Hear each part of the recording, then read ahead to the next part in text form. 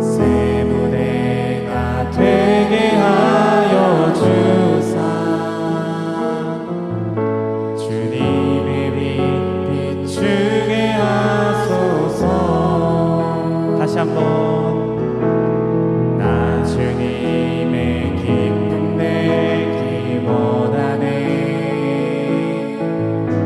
내 마음을 새롭게 하소서. 새 무대가 되게 하여 주사 주님의 빛 비추게 하소서.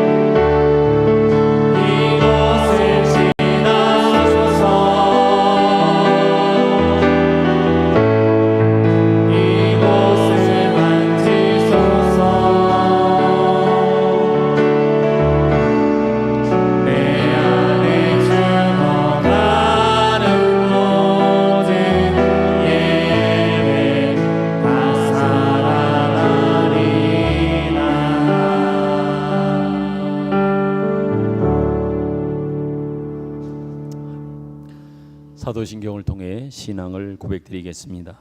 나는 전능하신 아버지 하나님, 천지의 창조주를 믿습니다. 나는 그의 유일하신 아들 우리 주 예수 그리스도를 믿습니다.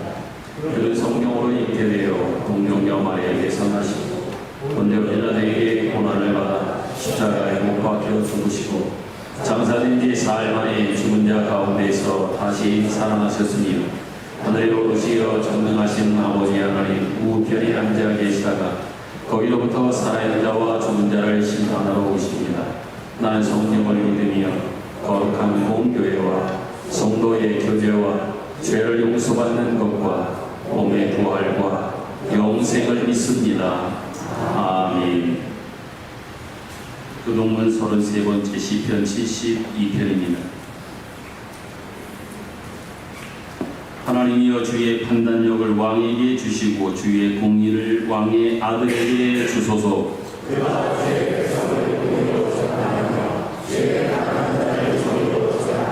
의로 말미암아 산들이 백성에게 평강을 주며 작은 산들도 그리하리로다.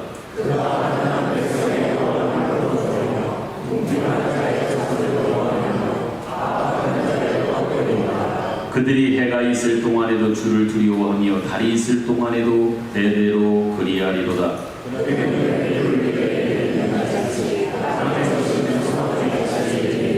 그의 날에 의인이 흥함하여 평강의 풍성함이 달이 다할 때까지 이르리로다.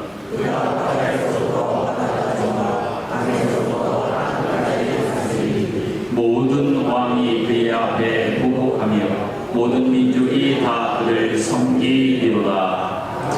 아멘. 안시서 찬송가 312장을 봅니다.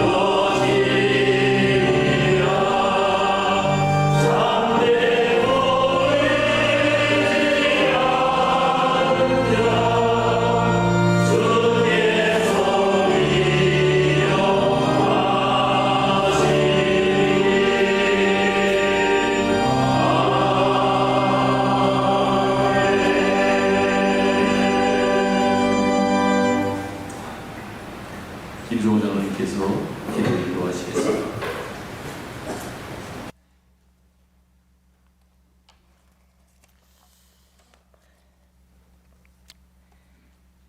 영원한 소망이신 하나님 아버지를 찬양합니다. 하나님의 사랑으로 8월의 셋째 주일에 저희를 주민 성전으로 불러 모아주시고 함께 예배드릴 수 있는 귀한 은혜를 주심에 감사합니다. 저희가 주님 앞에 나와 찬양과 경배를 드릴 수 있게 하신 그 크신 은혜의 찬양과 영광을 올려드립니다. 저희가 드리는 예배를 기뻐 받아주시고 주님 홀로 영광 받으시옵소서. 여름의 끝자락에서 저희의 몸과 마음이 지쳤을지라도 주님 안에서 새 힘을 얻게 하여 주옵소서. 무더운 날씨 속에서도 주님을 떠올리며 인내하게 하시고 주님의 말씀을 따라 살아갈 수 있는 결단을 허락하여 주옵소서. 매일의 삶 속에서 주님의 은혜를 깊이 깨닫고 주님의 뜻에 합당한 삶을 살아가도록 저희를 도와주옵소서. 하나님 아버지, 이스라엘 역사 내내 선지자를 보내어 가르치시고 일깨우며 경고하셨지만 오히려 우상을 숭배하며 악행을 일삼고 하나님의 진노를 촉발하는 일에 주저함이 없었던 이스라엘 백성들처럼 저희들도 그런 삶을 살고 있지는 않은지 돌아봅니다. 죄를 심판하실 것이라고 말씀하신 이전에 오래 참으시는 하나님의 자비하심의 한계점을 넘어서 우리가 죄를 범하지 않게 도와주옵소서. 이스라엘의 듣지 않음이 용서받을 기회를 저버리고 심판을 초래하였듯이 우리 자신도 모르게 하나님의 길을 가지 못한 우리를 위해 오늘 또 말씀 주시며 들으라고 하시는 그 음성을 듣게 우리를 도와주옵소서. 들음이 우리의 바른 길, 구원으로 인도하는 길임을 기억하며 믿음의 삶을 살아내는 저희 모두가 되게 하여 주옵소서. 하나님 아버지, 우리의 삶을 위해서 기도드립니다. 저희가 세상 속에서 살면서 주님의 자녀로서 정체성을 잃지 않게 하시고 매 순간 주님을 의지하며 살아가게 하여 주옵소서. 특별히 이 시간 저희 가운데 질병으로 고통받는 이들, 경제적으로 어려워 힘들어하는 이들, 그리고 다양한 이유로 어려움 있는 우리 성도들에게 주님의 치유와 은혜 또 회복의 그들의 삶에 평안의 안식이 있게 하시고 주님 안에서 소망을 얻고 다시 일어설 수 있도록 주여 도와주옵소서. 하나님 아버지, 오늘 또 말씀을 전하시는 목사님께 성령의 기름 부으심을 더하시고 바울이 가졌던 복음을 위한 열정과 순종과 사랑과 인내를 갑줄로 부어 주옵소서. 주님의 말씀이 선포될 때 우리 심령이 새롭게 변화되게 하시고 더불어 섬기며 사랑으로 실천하는 성도가 교회가 되게 하여 주옵소서. 오늘 또 우리를 사랑하시고 새롭게 하실 하나님을 기대합니다. 주님의 말씀을 사모하여 나온 저희에게 하나님의 은혜가 충만하게 하여 주옵소서. 기도하는 찬양대 찬양의 고백을 받아 주옵소서. 하나님이 기뻐하신 뜻이 우리 교회와 우리 성도 모두의 소원이 되길 소망하며 예수님의 이름으로 기도합니다. 아멘.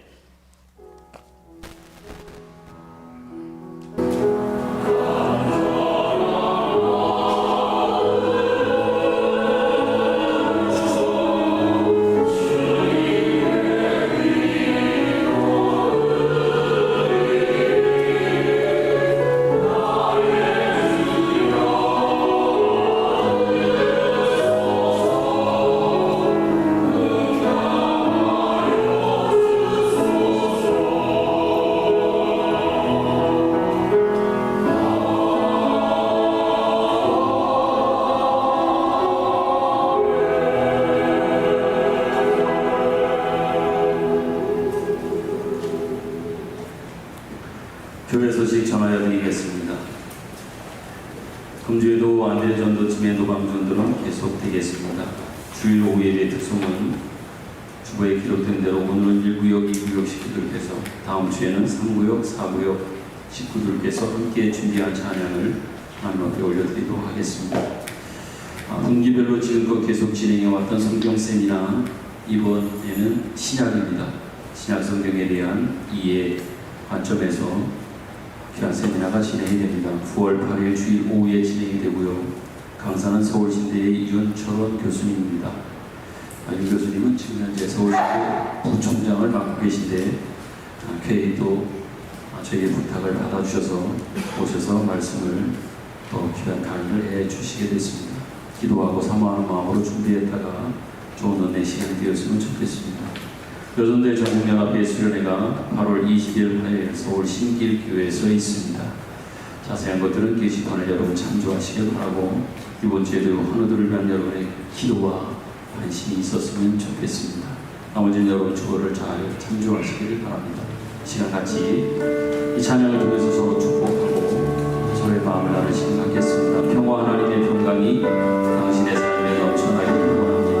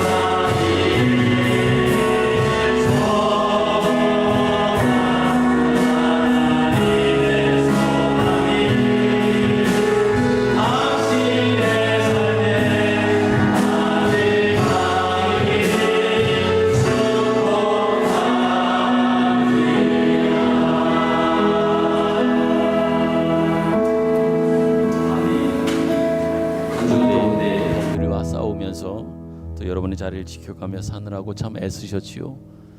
힘드신 날들 잘 이기고 잘 버텨주셨습니다. 고생하셨습니다. 수고하셨습니다.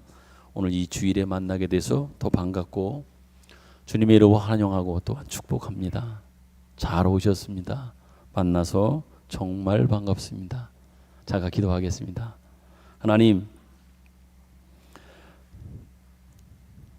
하나님의 은혜의 크심은 이 세상의 그 어떤 것으로도 형언하거나 표현하거나 비교할 수 없음을 압니다.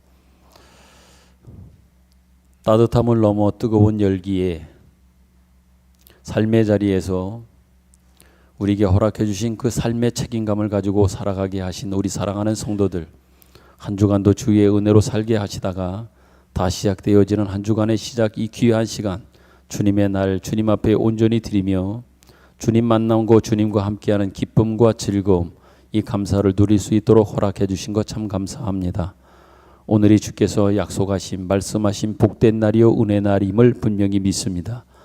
이 만남 속에 그 복됨을 더욱더 증대하며 키워가며 풍성하게 하는 그러한 날 되기를 소망합니다. 그 안에 주님이 계시고 주님의 우리와 함께 계심을 통하여 이 모든 것들이 우리에게 풍성해질 것을 분명히 믿습니다. 주님, 세상의 그 어떤 것보다도 크신 하나님의 사랑이 우리에게 있으며 우리를 향하고 있으며 우리와 함께하고 계심을 분명히 믿습니다. 그 사랑에 힘입어 그 어떤 것도 우리는 이길 수 있으며 기다릴 수 있으며 또한 견딜 수 있음 또한 고백합니다. 하나님의 그 사랑 안에 우리 모두가 거하게 하시고 또한 사랑받은 자로 사랑을 증거하며 그 사랑 앞에 책임 있는 모습으로서의 삶을 살아가도록 은혜 위에 은혜를 덧입혀 주시옵소서. 오늘도 하나님 이 시간 기도합니다. 병약한 성도들과 여러 가지 문제와 고민이 있어서 사정 때문에 함께하지 못한 분이 있습니다. 영상으로 예배하는 분들 또한 그것마저도 여의치 않아 아버지 하나님이여 지금 이 시간에도 때로는 갈등하고 고민하며 힘들어하는 분도 계십니다. 하나님 모든 이들을 주여 긍휼히 여기시고 주의 은혜 안에 주의 장중 안에 손길 안에 붙잡아 주시기를 소망합니다. 저들과 함께하여 주시고 저들이 함께 하심으로 인하여 새 힘을 또한 은혜를 힘입게 하여 주시옵소서. 우리는 그 어떤 것보다도 주님으로 삽니다. 주님이 주시는 힘과 능력으로 삶을 분명히 믿습니다. 다시 일어날 수 있는 그 근거도 주가 우리와 함께 하시며 주가 주신 능력임을 믿습니다. 하나님 이 시간 우리와 함께 하옵소서. 우리에게 힘을 주옵소서. 주님의 능력 권능을 덧입혀 주옵소서. 주님의 마음을 주옵소서. 주님의 생각을 주옵소서. 주님의 그 성품을 주님의 인격을 우리에게 허락하시고 우리가 닮아낼 수 있도록 은혜 위에 은혜를 덧입혀 주옵소서. 오늘도 말씀으로 우리에게 찾아와 주시니 감사합니다. 주의 말씀이 선포되어질 때에 우리에게 다가오시는, 우리에게 찾아오시는 그 주님을 만나며 주님을 경험하는 시간 되게 하여 주옵소서.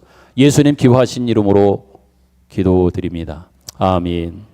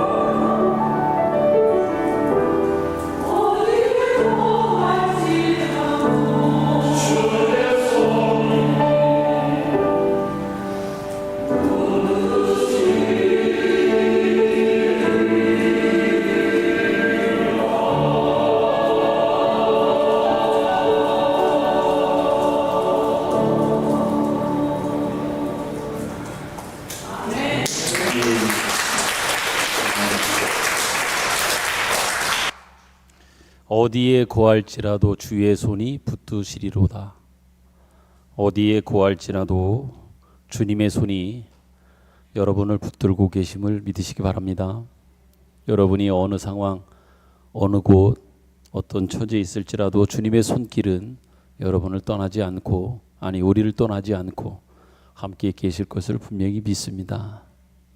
성경 말씀 보겠습니다. 마태복음 24장 36절입니다.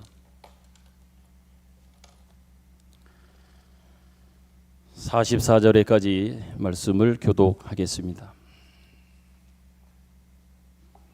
마태복음 24장 36절부터 44절. 그러나 그날과 그때는 아무도 모르나니 하늘의 천사들도 아들도 모르고 오직 아버지만 아시느니라. 홍수전에 노아가 방주에 들어가던 날까지 사람들이 먹고 마시고 장가들고 시집가고 있으면서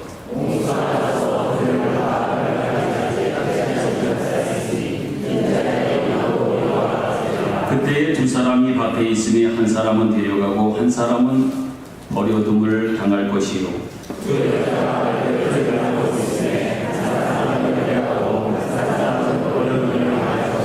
그러므로 깨어있으라. 어느 날에 너희의 주가 임하는지 너희가 알지 못함이니라.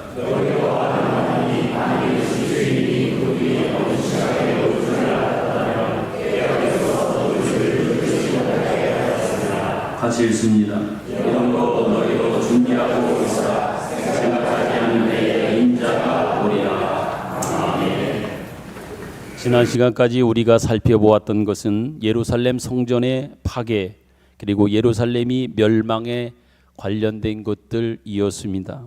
이제 주님께서는 내용을 잠깐 바꾸셔서 최후의 종말에 관하여 언급하시는 것이 오늘 본문의 내용입니다. 최후의 종말이 어떠하며 또한 그 종말을 맞는 종말을 대하는 어떤 그 자세에 관련해서 말씀해주고 있습니다.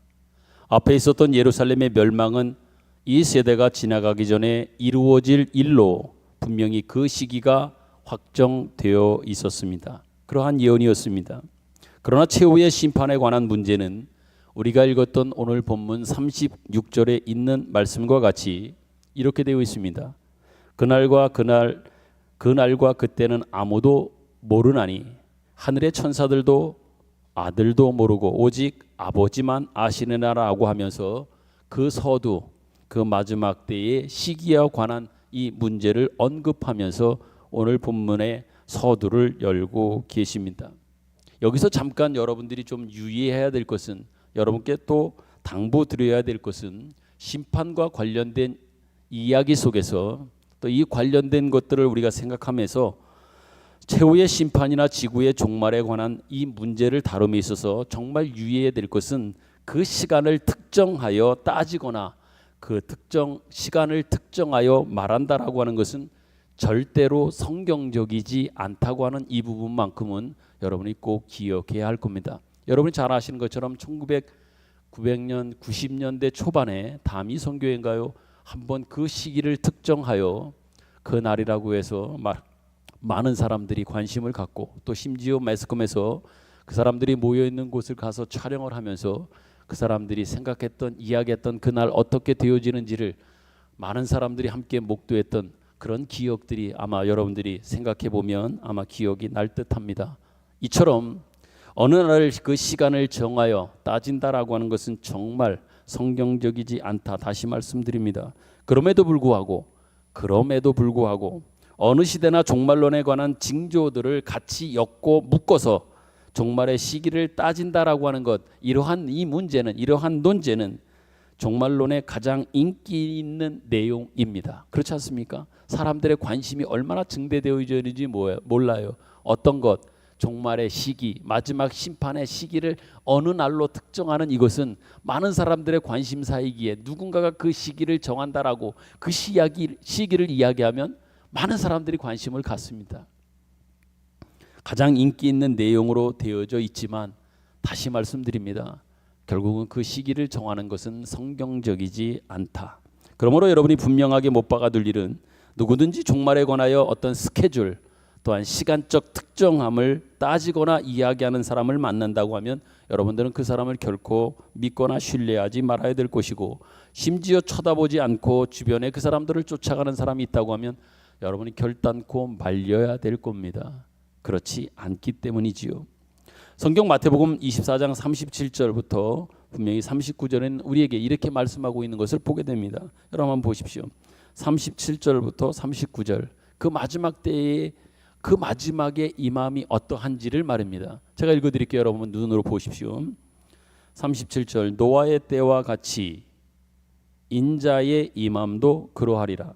홍수 전에 노아가 방주에 들어가던 날까지 사람들은 먹고 마시고 장가들고 시집가고 있으면서 홍수가 나서 그들을 다 멸하기까지 깨닫지 못하였으니 마지막 인자의 임함도 이와 같으니라. 아멘.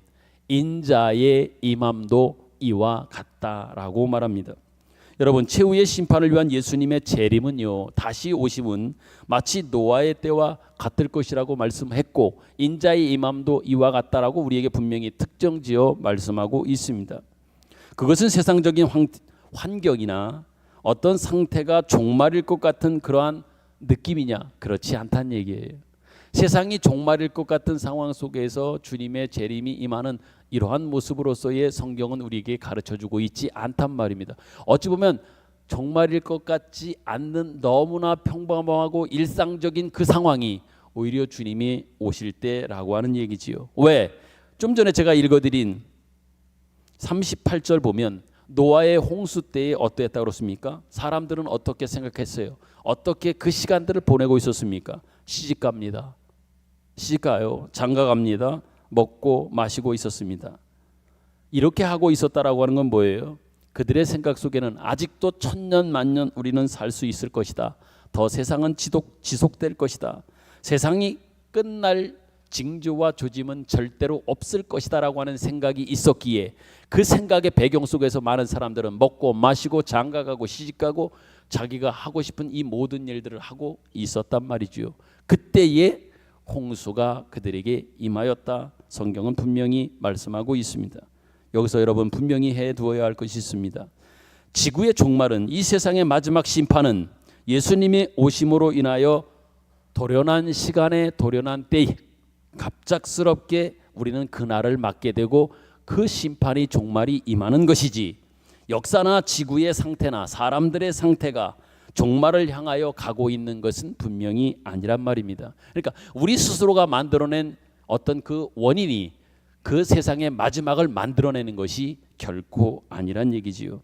예를 든다면 공해가 극심해져서 전쟁이 많아져서 천재지변이 점점 많아지다 보니까 어느 순간 그것이 극에 달해 결국은 지구가 망하는 어떤 이런 모습으로 되느냐? 그렇지 않다. 성경은 우리에게 분명히 말씀해 주고 있습니다. 주님의 임함은, 주님의 재림은, 이 세상의 마지막 심판은 그렇게 세상적 환경의 어떤 변화가 극에 달하고 달하여 마지막에 결국은 어쩔 수 없어 세상이 망하는 이러한 경우는 아니란 얘기지요. 성경에 우리가 좀 전에 읽었던 것처럼 그 상황 속에서 그 사람들의 모습 속에서 확인하는 것처럼 그들은 천년 만년 그냥 잘 살 수, 재밌게 또한 쾌락을 누리며 살 수 있을 것 같은데 예수님이 오심으로 인하여 갑작스럽게 노아의 홍수가 임한 것 같이, 롯의 때에 소돔과 고모라가 망한 것 같이 갑작스러운 우리 주님의 임하심으로, 우리 주님의 개입하심으로 이 세상은 그 역사와 지금의 상태가 결국은 마지막을 맞이하게 된다. 이것이 성경이 우리에게 가르쳐주는 마지막 종말의 때, 그 시간에 관련된 그런 귀중한 이 사실임을, 이 진리임을 여러분들이 꼭 기억했으면 좋겠습니다. 그러므로 여러분, 주님께서 언제 오실지는 여러분도 모르고 저도 몰라요. 시어머니도 며느리도 아무도 몰라요. 성경에 심지어 예수님 당신 자신도 모른다고 그럽니다. 그래서 뭐라 그럽니까? 오직 아버지만 아신다라고 말하고 있습니다. 그 시기는 특정하여 누구도 알 수 있는 길이 없습니다. 그렇기 때문에, 그러나 중요한 건 뭐예요? 그날은 분명히 있다는 겁니다. 시기는 특정하여 우리가 모르지만 그러한 날은 반드시 있다고 하는 것이 성경이 우리에게 가르치는 바요, 또한 주님께서 우리에게 확실히 말씀하셨고 올라가신 그대로 승천하신 그분이 다시 오시겠다고 하셨기에 우리는 분명히 오시는 날이, 이 세상의 마지막 맞이하게 되는 그날이 있음을 우리는 분명히 알고 또한 믿고 있는 거예요. 그러나 시기만 모를 뿐이지요. 그러기에 우리가 해야 될 일은 뭡니까? 시기는 모르지만, 특정한 날은 모르지만 있다고 하는 것을 알기에, 심판의 날이, 재림의 날이 있다고 하는 것을 알기에 우리는 늘 준비하고 있어야 된다는 얘기. 어찌 보면 오늘 본문에서 종말의 징조에 대해서 많은 것들을 말하고 있지만 정작 이런 것들을 통하여 우리가 관심 갖고 우리가 마음 쏟아야 될 것은 뭔지 압니까? 많은 징조들만에 관심 두고 그래야 될 것이 아니라 그것들을 통해서 우리가 확인해야 될 것은 주님은 분명히 오신다. 다시 오신다. 그러기에 오시는 날들을 우리가 어떻게 준비하며 어떻게 대비하며 살아가야 될 것인가를 더 깊이 생각하고 묵상하는 그러한 것으로, 그러한 관점에서 오늘 이 종말의 징조들을 우리는 바라보고 또한 이해해야 한다고 하는 말씀을 드립니다. 그러면 여러분, 뭘 준비해야 될까요? 분명히 있는데, 분명히 있어요. 그런데 그날을 준비하는 사람들, 준비하는 그 모습은 무엇인가? 그것은 여러분 내용으로 준비해야 되고요, 자세로 준비해야 되고요, 하나님께서 우리에게 주신 믿음의 약속들을 가지고 붙들고 준비해야 할 겁니다. 보이는 것으로가 아니라 보이지 않는 하나님의 약속의 그 말씀드릴 겁니다. 이것이 오늘 본문 말씀이 우리에게 가르치고자 하는, 우리의 주고자 하는 가장 핵심적인 메시지인 겁니다. 징조에만 너무 연연해하지 마십시오. 그 징조만을 생각하고 거기에 관심 갖다가 또한 그 징조들만을 생각하면서 주변에 그러한 일들이 일어나는가 안 일어나는가 여기에 관심 갖지 말고, 분명히 있으나 그러한 징조들은 당연히 세상 가운데 있게 될 것이다. 그것들을 통해서 네가 확인해라. 주님은 다시 온다. 나는 다시 온다. 그날은 분명히 있다. 그러므로 너는 준비하고 있어라. 너는 준비하고 있어라. 이것을 말입니다. 그런데 우리는 이 구별을 잘 못합니다. 그것이 안타까움이지요. 베드로전서 4장에 보면 이와 같은 주님의 메시지, 이 말씀들을 다른 방식의 모습으로 우리에게 준비하고 있어라. 그날은 있으니 또 그 준비하는 그 모습들을 이렇게 베드로는 우리에게 또 권면하고 있음을 보게 됩니다. 한번 성경 보시지요. 베드로전서 4장 7절부터 10절을 보면 이런 방식으로도 우리에게 권면을 합니다.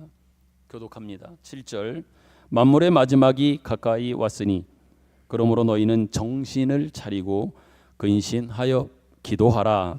무엇보다도 뜨겁게 서로 사랑할지니 사랑은 허다한 죄를 덮느니라. 서로 대접하기를 원망 없이 하고 각각 은사를 받은 대로 하나님의 여러 가지 은혜를 맡은 선한 청지기 같이 서로 봉사하라. 아멘. 분명히 베드로도 마지막이 있다.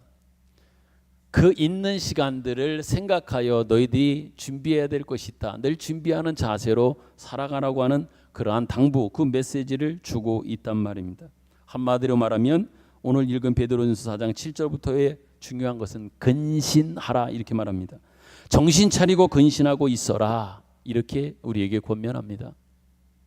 정신 차려라, 근신해라. 달리 말하면 이 사람들은 낮에 속한 사람들을 말하는 것이고 또 깨어 있는 사람들을 말하는 거예요. 낮에 속하여야 되며 깨어 있는 사람이어야 한다. 그러므로 우리는 하나님의 사람으로 영원한 나라와 믿음의 약속들을 늘 준비하고 그것들을 생각하고 의식하며 살아가야 할 겁니다. 이것이 마지막을 준비하는 신자들의 자세요. 언제 주님이 오실지라도 나는 괜찮습니다. 나는 준비가 되어 있습니다. 라고 하는 이 준비의 핵심인 겁니다. 다른 데 준비의 핵심이 있지 않습니다. 베드로의 이 권면, 어찌 보면 더 쉬운, 접근하기 쉬운, 우리가 이해하기 쉬운 차원에서 우리에게 그 준비의 자세를 말해주고 있어요. 근신해라, 깨어 있어라, 그리고 정신 차려라 이렇게 말합니다. 있는 그대로의 말씀으로 여러분들께도 동일하게 도전드리면 어찌 보면 오늘도 여러분들은 주님의 오심을 기다리며 우리 모두는 기다리고 있는 사람들입니다. 기다리는 입장에 있어서의 여러분들에게 드리는 도전과 권면은요, 근신하십시오, 정신 차리십시오 라고 말씀드리겠습니다. 어떻게 여러분들이 들려질지 그 뉘앙스나 또 받아들이는 입장에서 그 단어가 어떻게 마음으로 와 닿을지는 모르겠으나 분명히 성경은 우리에게 이렇게 분명한 메시지로 주고 있습니다. 정신 차리라고 말입니다. 여러분 정신 차리셔야 됩니다. 그리고 근신하셔야 됩니다. 아까 말씀드렸던 것처럼 아직 무르익었지만 때는 아닐 것이다. 여러분 단정하지 마십시오. 아무도 그때라고 생각하지 않을 때에 주님은 오히려 오셨습니다. 장가가고 시집가고 왔다는 얘기는 뭐예요? 아직도 자신들이 그날들에 대해서, 아니 오늘에 대해서 확신을 가지고 마음껏 즐기고 마음껏 편하게 언제든지 그렇게 하겠다, 또 그러할 마음들이 가득했다라고 하는 것들을 그 단어 속에서 우리는 확인하는 거예요. 그러나 그때 오히려 주님은 오셨다라고 말하고 있는 차원에서 여러분 정신 차리셔야 됩니다. 그리고 근신하셔야 됩니다. 이런 말씀에 대한 도전을 들으면 성도들이 좋아할 사람은 그렇게 많지 않습니다.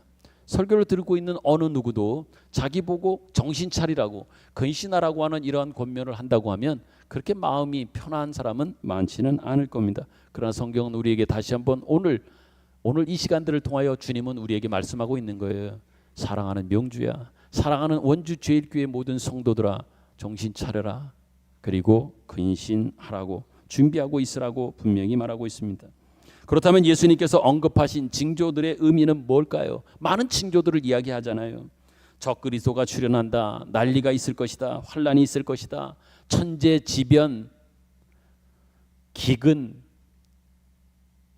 지진, 온갖 많은 것들이 있을 것이다 라고 이야기합니다. 계시록에, 요한계시록에 의하면 마지막 심판과 종말에 관한 전조들이 분명히 있습니다. 이 모든 것들이 분명히 예루살렘의 멸망의 전조들과 그 설명했던 것들과 방불한 그러한 내용들이 나온단 말이에요. 그럼 이것이 어떤 의미입니까? 분명한 것은 이것들은 시간에 관한 징조는 분명히 아니다. 또 말씀드립니다. 시간에 관한 것들을 말하기 위하여 이 징조를 이야기하는 것은 아니다. 다시 말해 마지막 때가 시간적으로 가까이 왔다고 하는 이러한 사인이 아니고 오히려 마지막은 있을 수밖에 없다. 마지막은 반드시 있다. 심판은, 주님의 재림은 반드시 있다라고 하는 것들을 알려주고 깨우쳐주고 확인해주기 위하여 많은 징조들을 이야기하는 거예요. 이 징조들을 너희들이 보면서 확인하면서 아, 마지막 때가 있구나 라고 하는 것을 확인하고, 그래서 준비하라고 하는 차원에서의 징조의 의미가 있는 겁니다. 다시 말해 이 세상은 영원히 존재할 수 없는 조건들로 가득 차 있고 그것들을 우리에게 가르쳐 주심으로 인하여 하나님 나라를 준비하신, 하나님께서 준비하신 영원한 나라가 있으며 영원한 나라를 반드시 우리는 준비하고 있어야 된다. 이것을 우리에게 가르쳐 주기 위하여 많은 종말의 징조들을 우리에게 말씀하고 있는 겁니다. 아주 쉬운 예를 든다고 하면 여러분들이 살고 있는 그 집이 다 안전하고 튼튼하다고 믿기에 여러분은 그 안에서 평안히 아마 잠을 주무시고 살아가실 겁니다. 만약 그 집이 하루에도 한 3번, 4번씩 막 흔들리고 금이 가고 막 그런 상황이라고 하면 그 집에 여러분들이 계속 살 사람은 거의 없을 겁니다. 하루에도 몇 번씩이나 계속해서 집이 막 흔들려요. 그리고 그런 순간 벽에는 금이 조금씩 막 가요. 그럼 여러분 거기 계속 살려고 하는 마음이 들까요? 그런 마음이 없을 겁니다. 어떻게든 빨리 그 집을 나오거나 떠나고 싶은 그런 마음들이 있을 겁니다. 또한 그러는 상황 속에서 옷장이 점점 무너져 내리고 주변에 있는 또 여러 시설물들이 자꾸 금이 가고 문제가 생긴다고 하면 거기에 있을 사람은 분명히 없을 겁니다. 또한 여러분이 사랑하는 식구끼리 사는 것들이 아니라 매일 여러분이 같이 사는 사람들이 원수로 한 집안에서만 계속해서 살 수 있다고 하면 어떻게 해서든지 그 집을 나오려고 하고 그 집에 함께 있고 싶은 생각이 아니라 어떻게 하면 도망갈까, 여기서 나갈까라고 하는 이러한 생각이 분명히 들 겁니다. 이러한 예가 바로 성경이 말하는 말세에 대한 징조의 진정한 의미인 겁니다. 그것들을 통해서 마지막이 있다, 확인하고 있어라, 준비하고 있어라 라고 말입니다. 여러분, 우리가 살아가고 있는 이 세상은 터가 매일 흔들리는 곳입니다. 왜? 그 안에서 살아가는 사람들이 얼마나 부족하고 또 온전치 못한 사람들이 살고 있는지를 모릅니다. 지진이 나고 홍수가 나고 기근이 있고 병이 드는 곳이 바로 우리가 살고 있는 세상입니다. 심지어 같이 사는 사람끼리도 서로가 서로를 위하거나 사랑하지 않고, 심지어 여기서 살기 어렵다고 해서 이민을 갔습니다. 근데 이민을 가서 만난 같은 동포끼리도 동포가 오히려 사기를 치고 있는 그러한 모습들이 횡행한 곳이 우리가 살고 있는 현실입니다. 믿을 사람이 많지 않습니다. 어쩌면 믿을 사람이 거의 없습니다. 너무 세상을 제가 부정적 측면에서만 바라보는 관점에서 말씀드리는 것이 아닙니다. 본질적 차원에서 여러분께 말씀드리는 거예요. 왜? 사람은 이 세상 하나님 없는, 하나님의 그 임재하심과 또한 하나님의 형상을 떠난 인간의 모습들 속에서 필연이 반드시 나타나고 일어나는 그 일들에 대한 본질적 차원을 말씀드리는 거예요. 세상 사람들 아무리 믿을 것 같지만 결코 믿을 사람이 없는 것이 세상인 것을 우리는 너무도 잘 압니다. 원수도 심지어 그런 원수일 수 없는 그러한 사람들끼리 살아가고 있는 겁니다. 참 많은 사람들과 관계 속에서 그 실망, 좌절, 아픔을 경험하며 사는 것들이란 말이에요. 세상이 그러해요. 다시 말씀드립니다. 본질적 차원에서 그런 거예요. 어디 믿을 사람 없잖아요. 다 실망하고 그러다 보니까 사람하고 제일 어찌 보면 살아가면서 제일 무서운 게 누구예요? 사람이 제일 무서워요.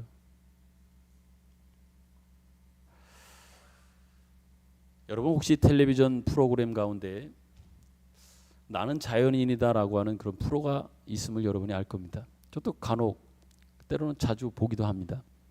그것에 대한 동경보다는 제가 그것을 보면서 느낀 게 있어요. 그 뭔지 압니까? 사람에 대한 그 실망을 대부분 그 자연인이다라고 해서 산속에 들어가 5년, 10년, 20년 어떤 분은 한 40년 정도를 지금 산에 산 사람이 소개된 것을 본 적도 있습니다. 20대에 산속에 들어가 지금 65세 되기까지 45년 정도를 산속에 보낸 그 사람이 소개된 것을 보았기도 했습니다. 거의 모든 사람들이 지금 자연인이다라고 소개되고 있는 사람들에게 있어서 제가 보면서 특징적인 것을 발견했습니다. 어쩌면 목사이기 때문에라도 모든 프로그램이나 드라마를 보면서 신앙적 관점에서 목회자 입장에서 저것이 어떤 관점으로 보며 또 그것을 어떻게 승화해야 될까라고 하는 것들을 저는 찾거든요. 제가 느낀 게 있어요. 어찌 보면 이것이 제가 들려지기로는 많은 남자들에게 있어서 이 나는 자연인이다라고 하는 것을 찍고 싶어하는 로망이기도 한다고 그래요. 한편으로는 그러한 현실이 저는 마음이 아팠습니다. 또한 그 사람들이 소개되는 것을 보면서도 마음이 아팠어요. 대부분 그들이 가지고 있는 공통된 현실적 배경과 상황은 뭔지 압니까? 현실 세계 속에서 사람들과의 관계 속에서 실망과 좌절, 아픔을 경험한 사람들이 대부분 그 현실 세계를 떠나 상황을 또한 모든 조건을 떠나 산속으로 들어가는 거예요. 그래서 거기 가서 잠시 쉬며 안식하려고 했는데 거기서 지내면서 다시 세상으로 돌아오지를 못하고 돌아오지 않는 거예요. 왜 그런지 압니까? 그 자연은 자기에게 실망 주지 않는다는 얘기예요. 자기를 실망시키지 않는데요. 모든 이들의 거의 공통적 고백이기도 하고 제가 느낀 겁니다. 사람은 자기를 실망시키기도 하고 자기를 배반하기도 하고 자기에게 해를 가하지만 자연은 자기에게 절대로 실망하게 하거나 오히려 자기는 부족하게 대해도 자연은 자기에게 있어서 더 풍성하게 넉넉하게 때로는 내가 심지 않았어도 주변에 자연적으로 난 모든 것들을 자기는 얻을 수 있고 그것을 갖게 된다고 하니 너무 좋은 겁니다. 자기가 뿌리지도 않았어요. 자기가 노력하지도 않았는데 그 자연은 자기가 준다는 얘기입니다. 더 이야기하지 않겠습니다. 무슨 얘기냐면 그것들을 보면서 제가 안타까운 것은 세상이 왜 그렇게 되었을까? 사람들이 왜 그렇게 되었을까? 라고 하는 관점에서 조금 더 깊이 생각해 본 것은 결국은 사람들이 살아가는 세상들 속에서 사람이 제 모습을 잃어가고 사람의 본질적 그 안에 담겨져 있는 것들을 자꾸만 잃어가다 보니 사람이 사람에 대하여 관심 갖지 않고 또 다른 것에 자꾸만 관심 갖고 자꾸 자연이나 심지어 동물들에게까지 관심을 가져 그들은 나에게 실망 주지 않고 나에게 있어서 늘 웃음을 주고 즐거움을 주니 거기에 관심 갖는 모습이 증대되어져 간다고 하는 것은 어찌 보면 하나님의 형상이 깨어진 사람들의 모습이 이 세상의 모습이 점점 극대화되어져 가는 것은 아닌가라고 하는 생각을 그 프로그램을 보면서 생각하게 되고 정말 마음이 아팠습니다. 그러면서 더 책임감을 가지게 됩니다. 교회가 뭐 하는 것인가? 우리 성도들이 어떻게 살아가야 할 것인가? 라고 하는 것들이요. 세상이 회복되어져야 되고 인간이 회복되어져야 된다. 저는 늘 주장하고 여러분들께 말씀드리고 있습니다. 인간이 회복되어져야 합니다. 어떻게 회복됩니까? 창세기 1장에 하나님의 형상을 따라 남자와 여자를 창조하시고 흙으로 빚으시며 거기에 하나님의 생명 그 영을 불어넣어 만들어진 그 인간의 모습이 다시 회복되어지지 않는 한 사람들의 어떤 그 실망과 좌절과 아픔은 계속되어질 것이란 얘기지요. 사람이 진정 사람의 형상, 하나님의 형상을 입은 그 모습대로 회복되지 않으면 이 세상에서 사람들은 자꾸만 여기 살기보다는 무엇인가 이 속이 아니라 또 다른 곳을 향한 자연을 향한 또한 미물을 향한 관심들은 점점점 증배되어져 갈 것이다. 그러한 도전을 제가 갖게 되었다는 얘기예요. 그러면서의 책임은 다시 말씀드립니다. 이 책임은 여러분과 저의 책임이기도 할 겁니다. 우리는 다르지 않습니까? 다른 하나님의 형상을 힘입은 우리들 아니냐 말입니다. 우리가 하나님의 형상을 힘입게 되었고 힘입은 사람으로 이 땅에 우리들이 살고 우리가 모여있는 교회가 존재한다고 하는 것은 그들에게 진정한 사람이 어떤 모습이었고 어떤 삶이어야 되고 어떤 마음으로 그들에게 다가가고 어떻게 그들과 함께 살아가야 되는지 하는 것들을 하나님의 형상 속에 담아주셔서 우리는 그것을 담고 있는 우리들이라는 얘기지요. 이것이 자꾸만 깨어지고 우리의 본질적 하나님께서 허락주신 것을 자꾸만 잃어버리니까 심지어 세상 사람들은 우리를 만나거나 우리 교회를 통해서도 그러한 안식과 평안과 교회 가면 또한 성도들을 만나면 어떤 실망과 좌절에 대한 것들이 없으며 오히려 자연이 주는 것들처럼 자연이 거저주며 평안을 주며 안식을 주며 오히려 인간의 어떤 회복되어지는 그 자연, 하나님이 만들어주신 그 자연 속에서 그것을 얻고 있는 것처럼 이제는 자연이 해야 되는 것들이 아니라 여러분과 제가 우리 교회가 그 사명을 감당해야 될 줄로 분명히 믿습니다. 저는 그 프로그램을 통해서 제가 느낀 게 바로 그겁니다. 그런 관점에서 저는 어찌 보면 계속 그 프로그램에 관심을 갖고 또 보고 있는 이유이기도 하는 거예요. 여러분 그렇습니다. 마지막은 분명히 있습니다. 마지막 때를 준비하라고 우리에게 분명히 말씀하고 있습니다. 우리에게 주신 책임이 분명히 있다고 우리에게 말씀하고 있음을 오늘 이 종말의 징조 속에서 여러분과 제가 다시 한번 확인했으면 좋겠습니다. 사람은요, 일반적 세상 사람들은, 하나님의 사람이 아닌 사람들은 늘 배신을 하는 거예요. 실망을 줄 수밖에 없는, 그게 사람이에요. 교활하고 신의가 없습니다. 이것이 우리가 이 세상을 영원하게 기대할 수 없는 너무나 뚜렷한 증거들이기도 합니다. 이런 것들이 이 세상은 끝이 있어야 되고 영원한 나라는 달라야 된다는 데 대한 어떤 시사점이기도 합니다. 그러나 이것이 임박했다고 하는 뜻은 아닙니다. 성경에서 종말의 임박은 순서상 있는 것이지, 다시 말해서 더 이상 그 사이에 무엇이 없다라고 하는 차원에서의 종말이라고 하는 그 의미는 이미 말씀드렸습니다. 베드로전서 4장 7절에 있는 말씀을 다시 한번 읽어드리지요. 만물의 마지막이 가까이 왔으니 그러므로 너희는 정신을 차리고 근신하여 기도하라고 말씀합니다. 여러분, 이 말씀은요, 준비된 신자의 삶이 무엇이어야 되는가라고 하는 것에 대한 분명하고도 확실한 어떤 시사점을 주고 있습니다. 내용을 제가 한마디로 다시 다른 말로 정리해서 이 베드로전서 4장 7절의 말씀을 한마디로 정리해서 말하면 어떤 것을 우리에게 명령하고 요구하고 있는가? 마지막 가까이 왔다. 정신 차려라. 근신해라. 기도하라. 한마디로 말하면 사랑하라 라고 하는 얘기입니다. 마지막을 준비하는 성도들의 삶은 사랑입니다. 사랑해라. 아까 말씀드렸던 그 이야기를 자꾸만 하면 또 여러분들에게 식상할 수도 있기 때문에 자꾸 세상을 떠나고 사람을 떠나는 그 이유는 뭐예요? 사랑을 잃어버린 겁니다. 사랑을 느끼지 못하는 거예요. 그런데 자연은, 심지어 동물들은, 미물들은 자기가 사랑하는 것만큼 자기의 사랑을 돌려주거든요. 자기를 배신하지 않는단 말이에요. 여러분이 사랑하셔야 됩니다. 우리가 사랑해야 됩니다. 우리 교회가 우리 보고 사랑하라고 말씀하고 있습니다. 그리고 은혜를 맡은 선한 청지기 같이 서로 봉사하라.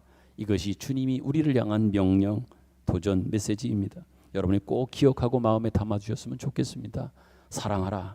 그리고 서로 봉사하라.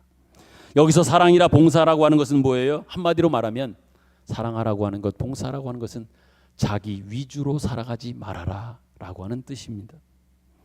우리가 주님의 오심을 준비하는 자세는 시간에 따라서 준비하는 것이 아니라 언제 오셔도 괜찮은 모습으로, 언제 오셔도 준비된 모습으로 있어라 라고 우리에게 말씀하고 있는 거예요. 내가 너에게 분명히 가는데 언제 가도 넌 항상 준비된 모습으로, 그런 모습으로 나를 기다려라 라고 말입니다. 다시 말하면 내일 종말이 온다고 할지라도 우리는 오늘 책임 있는 그 삶을 살아야 된다 말씀하시는 겁니다. 그런데 책임 있는 삶을 사는 방법이 뭐라고요? 제가 좀 전에 말씀드렸죠. 사랑하는 겁니다. 그리고 봉사하는 거예요. 이거 해야 합니다. 이거 잃어버리면 세상이 지금 깨졌잖아요. 깨어진 것 다시 회복할 수 있습니다. 여러분이 할 수 있고 우리가 할 수 있고 우리 교회가 할 수 있어요. 다시 사랑을 회복하고 다시 봉사를 회복하고 더 근원적 차원에서 하나님의 형상의 회복은, 인간의 회복은 이 세상을 변화시킬 수 있는 거예요. 산속에 들어갔던 사람도 다시 내려올 수 있습니다. 충분합니다. 가능합니다. 사랑해야 합니다. 봉사해야 합니다. 사랑하고 봉사한다고 하는 것은 남 위에 서려고 하지 않는 마음을 공통적으로 갖고 있는 거예요. 그 사람 위에 있는 게 아니에요. 짓밟는 게 아니에요. 밟고 일어서는 것이 아닌 것이 사랑합니다. 봉사하는 겁니다. 그런데 믿는 사람들마저도 이 문제를 잘 극복하기가 어려움은 솔직한 현실의 문제입니다. 모든 죄성을 품고 있는 인간들의 최고의 부패성, 그 악질성이 무엇인지 압니까? 누구나 언제나 자기가 주인이 되고 높은 자리에 앉고 싶어하고 남들을 그래서 무릎을 꿇리고 자랑하고 싶은 본성, 이것이 인간이 가지고 있는 가장 부패성이고 악질성 중에 하나인 거예요. 남을 짓밟고 누르고 그 위에 서서 심지어 내 것을 더 취하고 갖기 위하여 거짓말, 권모, 술수, 온갖 것을 다 동원하여 그 위에 서고 싶은 이러한 마음들 말입니다. 여러분 한번 생각해 보셨으면 좋겠습니다. 여러분 중에 지금 가지고 있는 여러분의 환경과 조건들에 대해서 만족하는 사람이 있습니까? 한번 제가 다시 묻습니다. 여러분이 지금 처해져 있는 환경과 모든 조건들에 대해 나는 최고의 만족함이 있다라고 생각하는 사람이 있냐 말입니다. 아마도 많지는 않을 겁니다. 조금씩의 아니면 정도의 차이가 있으나 이거보다 조금 더라고 하는 그것만 만족되어졌으면, 조금만 더 가졌으면, 조금 더 누렸으면 라고 하는 생각이 있지, 여기가 100% 말이에요. 100% 만족하다라고 생각하는 사람은 거의 없습니다. 만족하지 않는 이유는 뭡니까? 지금 내가 살고 있는, 내가 처해져 있는 형편의 처절함이 아니라, 내 형편이 너무 처절해서가 아니라 더 근원적으로 따지면 그 만족함이 없는 것은요, 비교하기 때문에 그래요. 남들과 누군가의 비교 속에서 그 비교를 하다 보니 나의 그 부족함을 더 느끼게 되어 만족하지 못하게 되는 어떤 그런 생각을 갖게 된다라고 하는 거예요. 이것은 평생 쫓아다니는 우리에게 병일 겁니다. 아내는 남편에게 늘 자기 동창의 남편보다도 더 높아지고 더 많이 가지고 오라고, 더 많이 벌어오라고 늘 이야기를 합니다. 모두의 불평이 이거 아닙니까? 내 남편이 내 여자 그 친구의 남편보다는 더 높은 위치에 있었으면 좋겠고, 그 남편보다도, 친구의 남편보다도 더 많이 버는 남편이 되었으면 좋겠고, 그 남편보다 더 많이 관심 갖고 더 많이 사랑해 주기를 원하는 어떤 모습으로서의 비교는 늘 있단 말이에요. 그러니 불평은 늘 따라다닐 수밖에 없는 겁니다. 여러분의 아내에 대하여, 여러분의 남편에 대하여, 여러분 자식에 대하여 모두 그 누구와 대부분 많은 사람들은 비교하고 있습니다. 이 비교가 우리로 하여금 자꾸만 불평하게 만드는 거예요. 오히려 또 한편으로는 불평하게 한다는 얘기 뭐예요? 감사를 사라지게 하는 이유도 바로 여기 있는 거예요. 자꾸 비교하다 보면 이 비교 의식은 우리의 불평은 증대시켜 갈 것이고, 또한 우리의 감사는 잃어버리게 된다는 얘기지요. 그 비교는 여러분 끝이 없습니다. 그래서 만족이 없고 감사가 없고 남에게 나눈다고 하는 생각 없이 오히려 더 뺏어서 더 가져서 누구보다도 높아지고 누구보다도 더 가져야 직성이 풀리는 이러한 생각을 하게 된단 말입니다.